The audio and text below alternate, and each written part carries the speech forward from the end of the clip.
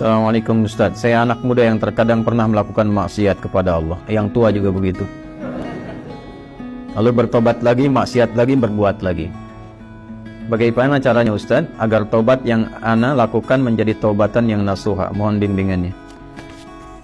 Quran surah keempat 17. Bismillahirrahmanirrahim.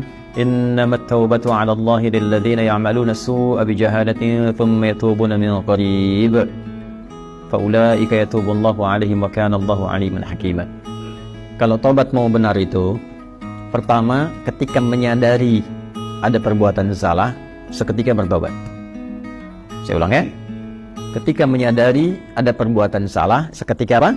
Bertobat. Karena kesadaran tentang kesalahan itu bagian dari kasih sayang Allah yang mengantarkan seorang hamba pelaku maksiat untuk bertobat. Jadi sadar itu pengantar tobat. Pahami itu dulu ya.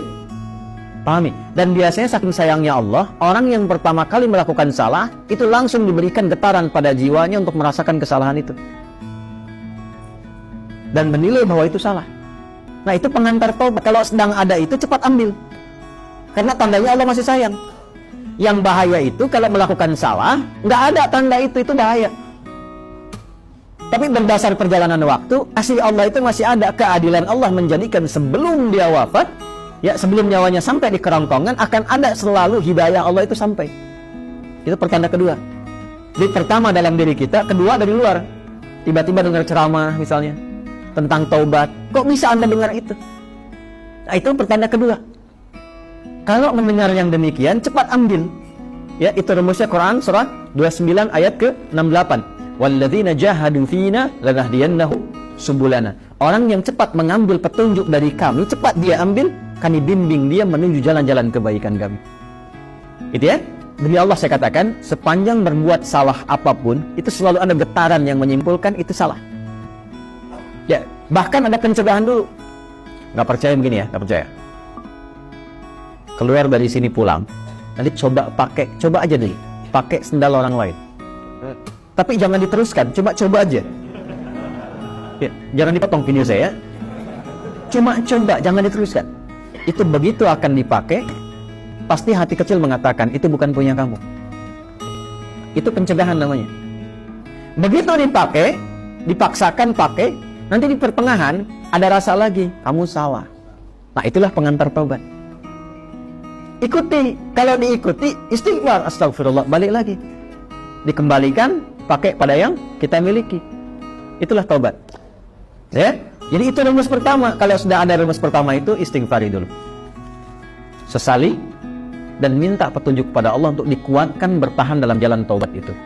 Tinggal nanti kadar maksiatnya apakah dia ringan, tengah-tengah, atau kadar maksiat berat. Kadar maksiat berat itu yang sudah jadi kebiasaan. Biasanya pada yang terakhir ini, mohon maaf, tidak seketika biasanya. Kecuali ada kejadian besar yang membuat dia bisa meninggalkan itu sama sekali. Ibunya diselang nafas yang terakhirnya. Nah, ibu sering mengingatkan kamu dalam keadaan sehat. Sekarang menjelang kematian pun yang ibu rasakan, ibu ingatkan lagi. Apakah dalam keadaan ibu yang sudah sekarat ini mengingatkan kamu belum mau tobat juga? Maka dengan keadaan apa lagi mesti ibu ingatkan engkau? Bisa. Atau ibunya sudah meninggal, mengeluarkan wasiat, tulisan. Ya, diantaranya menasehati anaknya yang tidak pernah mau dengar untuk mendengar. Biasanya itu lebih kuat. Makanya disebut wasiat, pesan yang kuat, yang terasa lebih kuat dibandingkan dengan saat masih dalam keadaan sehat. Karena itu disebut dengan apa? Wasiat. Ya, wasiat itu bukan sekedar tentang harta. Ada wasiat terkait dengan kebaikan-kebaikan ibadah. Contoh Quran surah ke-2 ayat berapa? 133. Wasiat Nabi, ya, siapa? Yakub alaihi salam kepada anak-anaknya. Ya. Saya teruskan.